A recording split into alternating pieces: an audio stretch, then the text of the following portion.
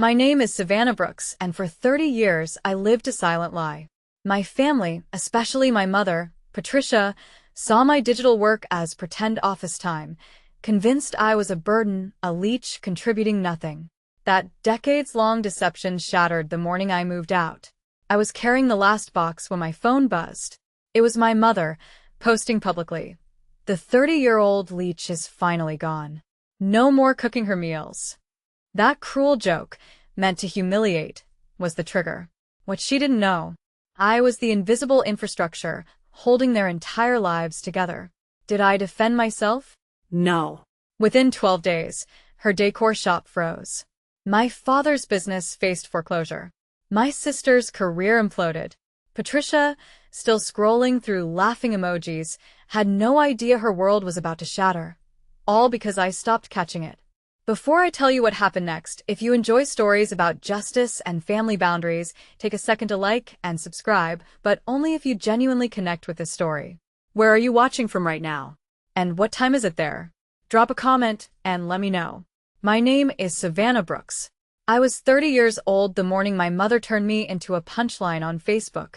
Not in a private message, not in one of those passive-aggressive family group chats people pretend are jokes, publicly, loudly, permanently.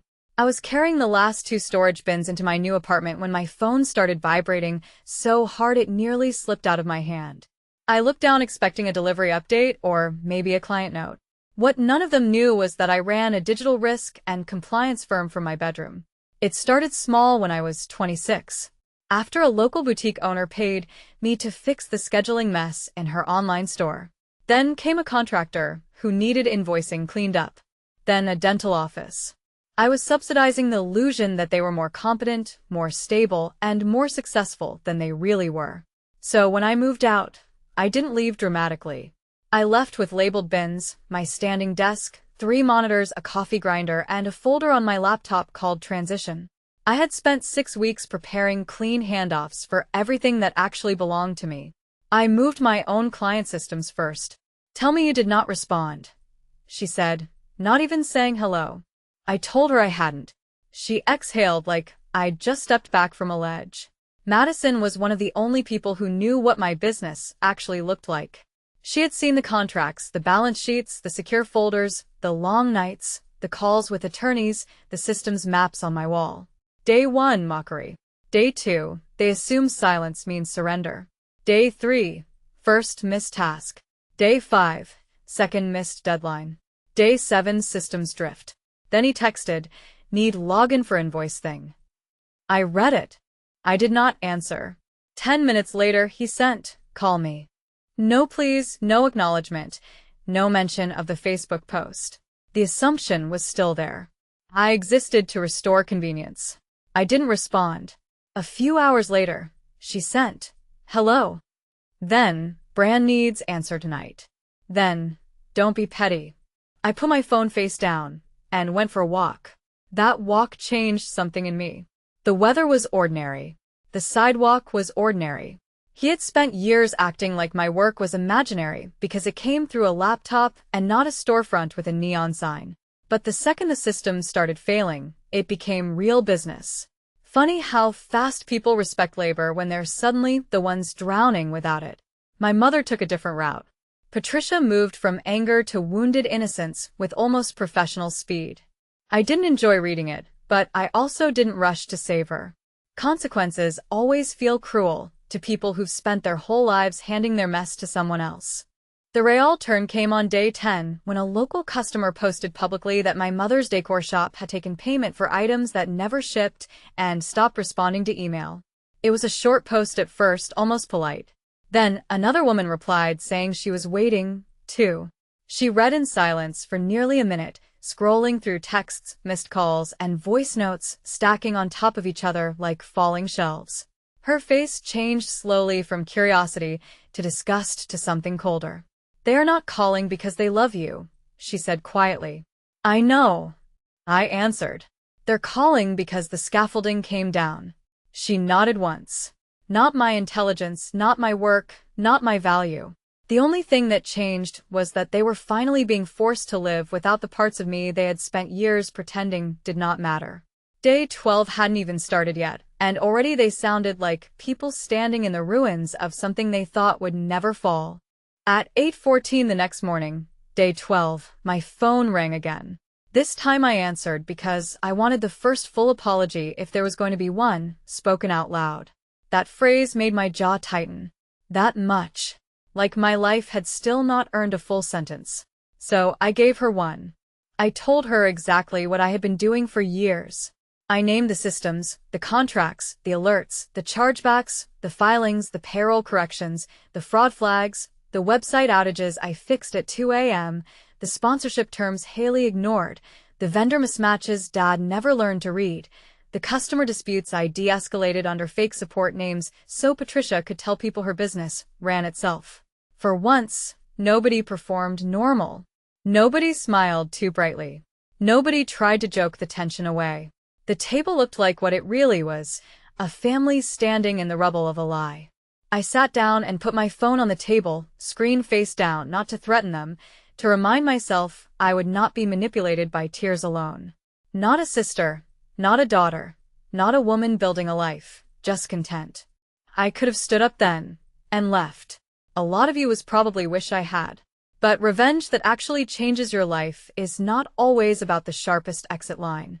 Sometimes it is about forcing the truth to sit in the middle of the table until nobody can look away. Enough understood. Enough knew who had really been carrying whom. That mattered. Over the next week, the missed calls stopped sounding desperate and started sounding careful. Contracts were sent. Instead, I saw a post with my face on it. A smiling photo from moving day. The kind that should have marked the start of a better chapter. The caption above it said, "The 30-year-old leech is finally gone. No more cooking her meals." By the time I read it the second time, the likes had already crossed 1,000. Then a regional home supply company that needed help staying compliant before an audit. By 30, I had clients in 4 states, 2 part-time contractors working under my LLC, and enough retained earnings to buy my apartment in cash if I wanted to. I didn't talk about it because I had learned early that success inside my parents' house wasn't celebrated. It was inspected, minimized, and repackaged into something they could still use against me. If I bought something nice, my mother asked who paid for it. Then I separated personal favors from professional services. Then I withdrew my credentials anywhere my name had quietly been holding something together. Not out of spite, out of necessity. I was done being unpaid labor wrapped in family guilt. The morning of the Facebook post, I had already disconnected my backup oversight from 4 different systems. She also knew exactly how much of my family's survival depended on work they dismissed as fake. "Savannah," she said carefully, "they have no idea what they just did." "I know," I said. "That's the first funny thing they've said all year." She was quiet for a second, then asked the real question. "Are you going to tell them?" I looked at the post again, at my mother's grinning profile picture beside that sentence, and said, "Not yet." That afternoon, I went line by line through every place where my labor had been blurred into obligation. I revoked device approvals connected to my personal administrator account. Day 9, visible cracks. Day 12, panic. And yes, I knew exactly when panic would hit because I knew their schedules better than they did. My father had a vendor reconciliation due. My mother had a shipping sync and chargeback window closing. I let that message sit beside 30 screenshots of people laughing at my face. By day 6, Heather Collins, the woman who lived 2 buildings down from my parents and knew everybody's business without seeming malicious about it, texted me after seeing the Facebook mess. Heather wasn't cruel. She was observant. "Your mom's been in a mood," she wrote. "Nobody stopped me. Nobody demanded anything. Nobody needed rescuing." For the first time in years, I felt how quiet my own life could be if I stopped volunteering for disrespect disguised as family obligation. When I came back, I found 6 missed calls from home.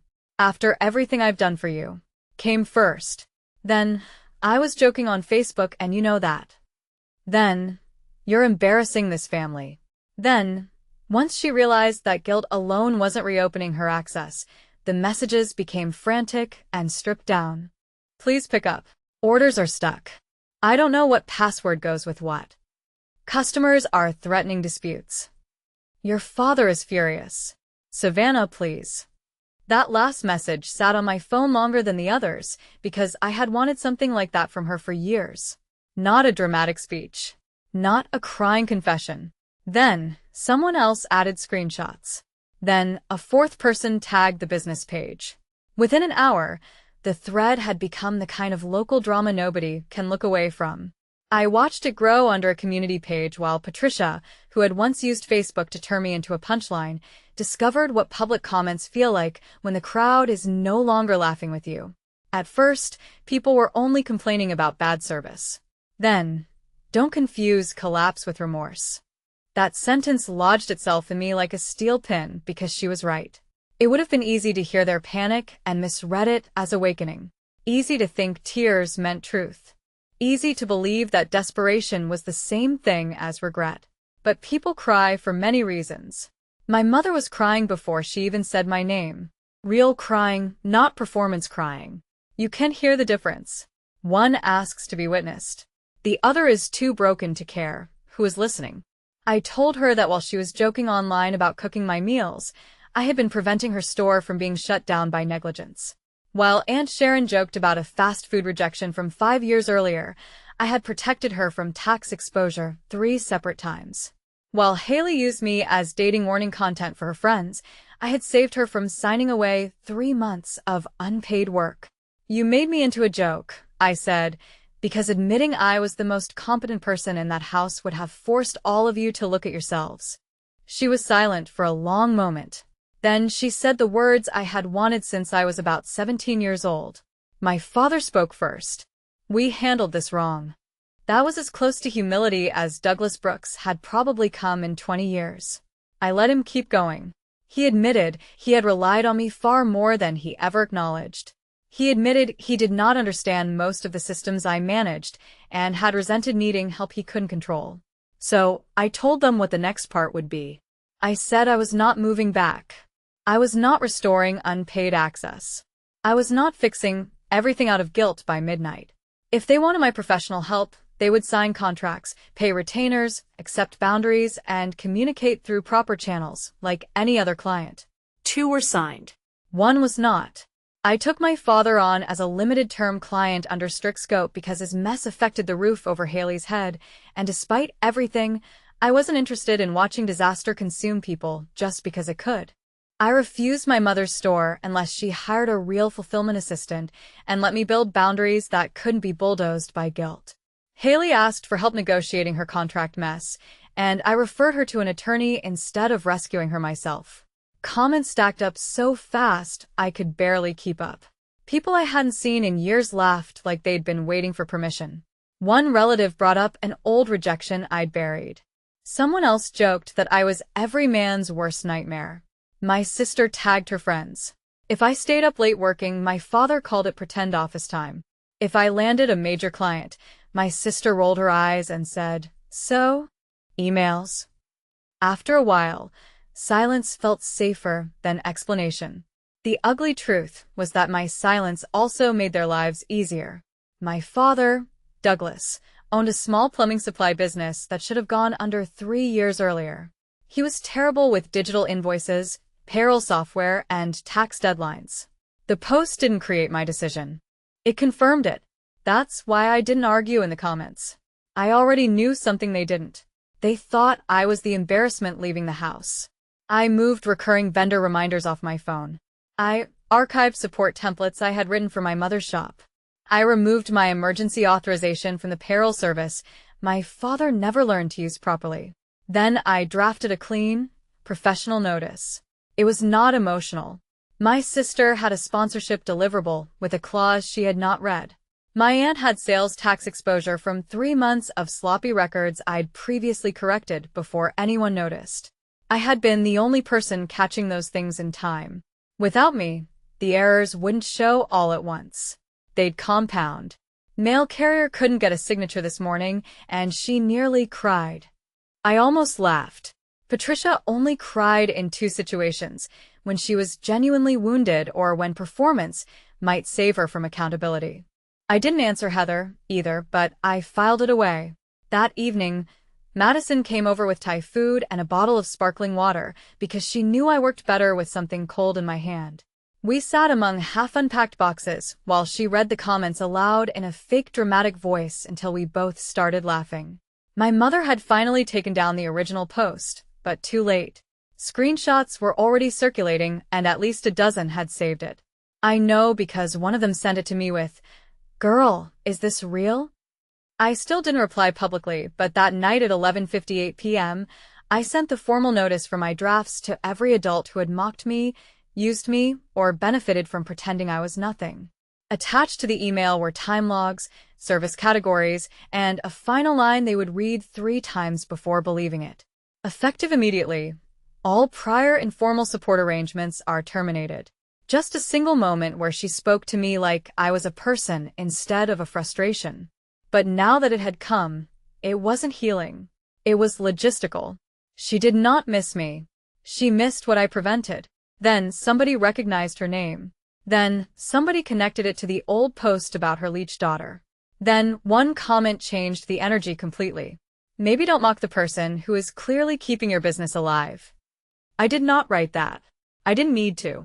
Grief, fear, shame, exposure, financial ruin, the possibility that the person they mocked has finally understood her value. That night, my father finally sent the message that changed the emotional temperature of everything. Not because it was kind, because it was honest. We may lose the house. I read it once, then again, then a third time. I knew pieces of that problem already. "Savannah," she said, "please don't hang up." I leaned back against my kitchen counter and said nothing. She rushed into the silence like she was afraid it would harden into a wall. Orders were frozen. Refunds were piling up. Her business page was being flooded with complaints. I was wrong.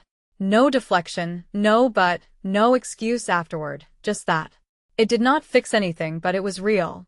An hour later, my father called and asked if I would meet them in person. His voice sounded older than it had a week earlier, not wiser, just stripped. He said the house situation was serious.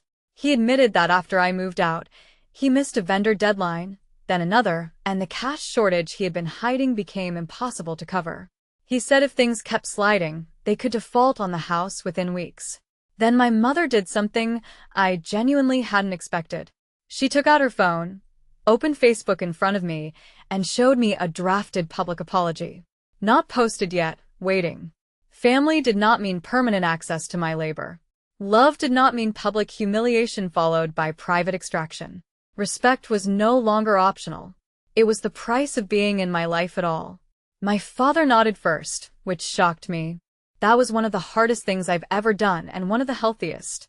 People do not grow when you keep cushioning the consequence of their contempt. As for me, I went home to my apartment that evening, opened the screenshots folder, and moved it into an archive labeled lessons. I didn't delete it. Healing and forgetting are not the same thing. My ex liked the post. And the strangest part was that I didn't cry. I didn't defend myself. I didn't type a single word. I took screenshots of every comment, every laugh, every smug emoji. My mother, Patricia, sold handmade decor online and liked telling people she built her shop alone. But I had rebuilt her entire storefront after midnight more times than I could count. I had set up her shipping automations, corrected customer disputes, and quietly answered angry emails under a neutral business alias so she could keep playing local entrepreneur at church luncheons. My younger sister, Haley, was trying to become a lifestyle influencer. I was the one who read the contracts she signed without understanding them, caught clauses that would have trapped her into unpaid brand work, and fixed the website she called her media platform. I was the load-bearing wall. The comments got meaner as the day went on. At first, it was the cheap stuff. Lazy. Moocher. That was the beauty of it. It simply stated that effective immediately, I would no longer be providing unpaid digital operations, compliance monitoring, invoice management, storefront maintenance, contract review, or emergency administrative support for any individual or business entity not under formal service agreement with Brooks Risk Solutions, LLC. If continued services were desired, they could request a standard contract at market rate, subject to availability. I attached documentation showing the hours I had provided over the past 11 months, broken into categories. The total came to 1,284 hours unpaid. That was what people never understand about invisible work. When you do it well, nobody sees the disaster you prevented. They only notice your absence when the first leak becomes a flood. So, I kept gathering screenshots. I kept liking comments, and I kept waiting. Then her face changed. This isn't just about them being mean, she said. This is about them needing an audience. She was right. My mother hadn't humiliated me privately because private humiliation wouldn't pay the emotional dividend she wanted.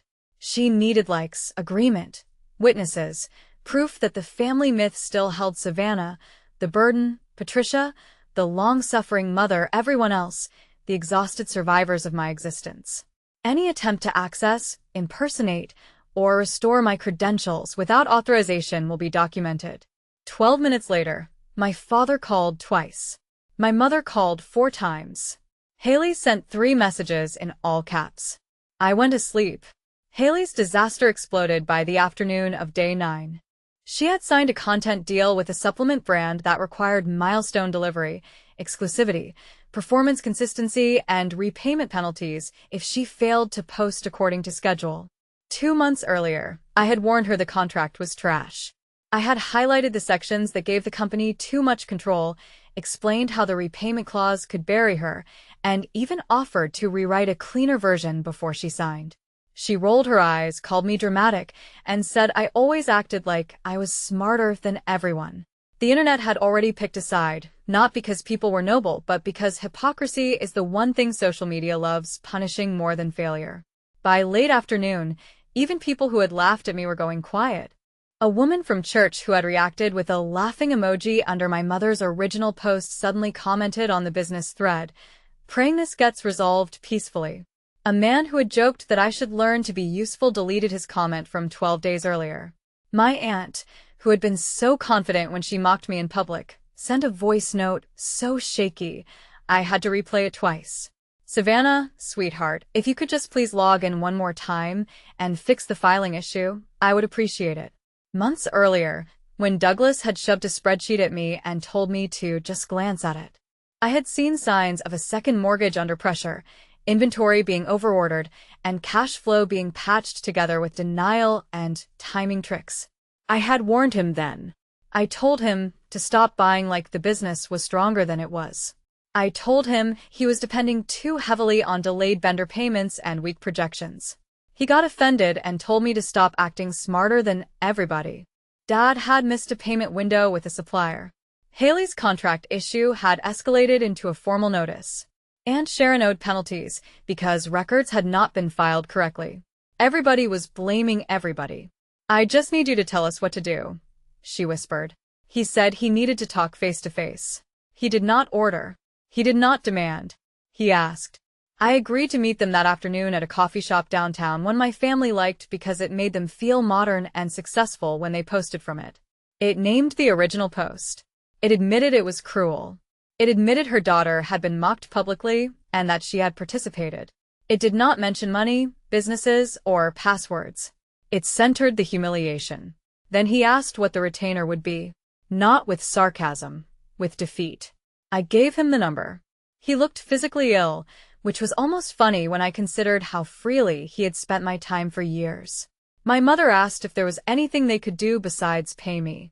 I stood in my own quiet kitchen, poured a glass of water, and realized nobody in the world was entitled to call me a burden again. Not because I had proven my worth through money. Not because they finally saw my usefulness, but because I had finally stopped handing other people the authority to define me. If there's a lesson in this story, it's this. Then I liked them. All of them. Because 12 days later the same people who laughed at me would call in the middle of the night sobbing, begging, apologizing, and asking the same terrified question. Savannah, what exactly did you do? Before I tell you what they posted and what happened 12 days after I walked away, tell me what time it is where you are right now, and where you're watching from. My aunt had a consignment booth she could barely manage. I'd cleaned up her sales records, too. For years, I was the invisible infrastructure under people who swore I contributed nothing. I didn't live with them because I needed rescuing. I stayed because each time I tried to separate, someone's payment system was about to collapse. Failure. Future cat lady. Then they started dragging memories out of the grave like trophies. Someone brought up the time I got rejected from a fast food job at 25, which had happened during the worst 6-month stretch of my life after contract fell through, and I was trying to grab any kind of stable routine to keep from drowning. My Aunt Sharon wrote, "Remember when she cried over that?" I did not send it yet. I saved it to drafts and waited. By evening, the post had traveled farther than even my mother probably expected. People from high school were sharing it. 2 old neighbors commented. By the 4th day, my mother's online store started slowing down. I knew because one of her repeat customers accidentally emailed an old support address that forwarded to me for security alerts only. She wrote a polite note asking why 2 orders hadn't shipped and why tracking numbers were missing. I stared at the email and did absolutely nothing. That sounds cold until you understand how many years I had been trained to think every emergency in that house belonged to me. On day 7, Haley finally texted. Not to apologize, not to ask if I was okay. She wrote, "Can you check a contract real quick?" That was it. No puntuación, no spam. I laughed out loud in my empty apartment. I woke up to 16 missed calls, 19 texts, and 1 voicemail from Aunt Sharon that began with fake sweetness and ended in raw panic. "Savannah, honey, I think there's been some misunderstanding about the sales report setup." Misunderstanding. That word nearly made me laugh out loud in my kitchen. People always call it a misunderstanding when they lose access to the thing they thought they were entitled to. Boundaries become confusion. Then, after she signed it anyway, she came back asking me to just make sure it's fine. I did what I could at the time to reduce the risk, but once I stepped away, the deadlines became hers again. Her text that day told the whole story of who she was when things went wrong. First, blame. "You knew this was due." Then, anger. "You are literally doing this to your own sister."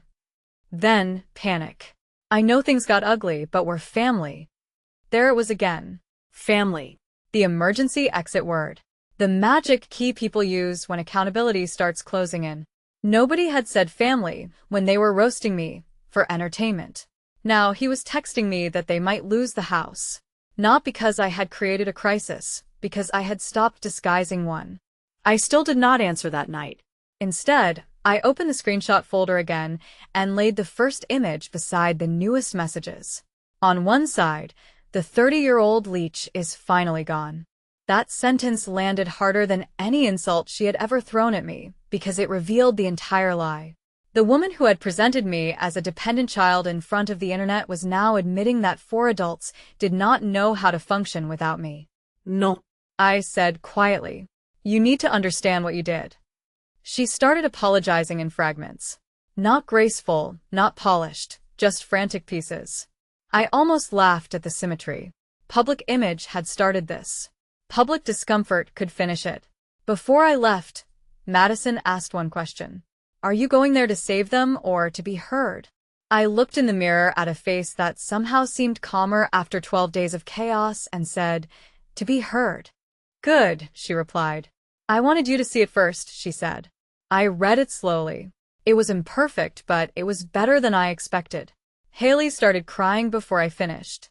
She said the brand that had threatened her wanted repayment plus damages if she kept missing deliverables. "Yes," I said. "Tell the truth publicly, the same way you lied." She posted the apology right there. My sister posted one too, shorter but direct. My aunt called while we sat there because she had heard what was happening, and for the first time in her life, my mother put her on speaker and said, "You're apologizing to Savannah, not me." I listened as a grown woman twice my age stumbled over basic accountability and finally managed it. Did that erase what they had done? No. The people who laugh the loudest at your life are sometimes the ones standing on work you did in silence. Never confuse invisibility with uselessness. Never let cruelty dressed up as family humor tell you what your value is. Self-respect is not loud in the beginning. Sometimes it looks like screenshots, silence, and 12 days of letting the truth arrive on schedule. I really want to see how far this story travels tonight. People love mocking work they do not understand. That was the foundation my family built their opinion on. Because I worked from a laptop, because I kept strange hours, because I didn't wear scrubs or heels or a company badge every morning, they decided I was unemployed. My mother had repeated that lie for years until even distant relatives spoke about me like I was a cautionary tale. Someone's rent check bounced. Someone forgot a filing deadline. Someone cried, and somehow I got pulled back into the mess. My family called it helping out around the house. The truth was uglier. Still unemployed. 30 people laughed at that one. My sister tagged half her social circle and wrote, "Warning, this is your future dating situation." My ex hit the like button, which somehow felt more pathetic than cruel. And still I said nothing. I just sat on the floor of my apartment between unopened boxes and collected evidence. My best friend, Madison, called before noon. A former Sunday school teacher reacted with a laughing emoji, then quietly removed it an hour later when she realized I had liked her comment, too. That confused people more than anger would have. My calm scared them because humiliation is only fun when the target performs pain on command. I refused. I spent the night building a timeline instead. If I had touched that order even once, I would have reopened the entire system. So, I closed the email and made dinner in my own kitchen for the first time without listening for someone down the hall shouting my name. Day 5 brought the first crack in my father's business. Douglas had a habit of approving purchases before checking cash flow, then relying on me to move money, correct categorization errors, and reconcile account mismatches before his bookkeeper noticed. He called once that morning and hung up before it rang out, like his pride had jerked him back at the last second. Then I opened the screenshot folder and added her message to it. When people ask why revenge stories satisfy so many viewers, I think this is why. Sometimes cruelty isn't dramatic at first. Sometimes it's casual, efficient, entitled. Haley had helped turn me into entertainment for her friends, then reached for my expertise the second she needed it. Consequences become cruelty. And suddenly, the same people who mocked you in public start speaking in soft, trembling voices like they've forgotten exactly how loud they were when they had an audience. My father's messages were the most revealing because Douglas texted exactly like a man who still believed authority could force reality to reverse itself. First came, "Why did you send that?" Then, "I need those logins." Then, "Vendor payment didn't go through." Then, 3 hours later, "Call me now." By noon, his tone shifted again. "This is affecting real business." That line sat on my screen like a bad joke, as if what I did had never been real business, as if 1,284 hours of unpaid labor were just little favors sprinkled around the house between washing dishes, disappointing everybody, and existing in the wrong tone. They're threatening legal. Then collapse. "Please help me. I'm serious." Then, 10 minutes later, the text that hit harder than the rest. "I can't afford this." I stared at that one the longest because it was the first honest sentence she had written. No performance, no sarcasm, just fear. Nobody had said family when my ex liked that post and left it sitting there for everyone to see. But now, suddenly, blood mattered again. By the evening of day 11, Madison came over and found me sitting cross-legged on my couch, my phone lighting up every few minutes like a warning signal. "How bad?" she asked. I handed it to her without speaking. On the other, "Please call.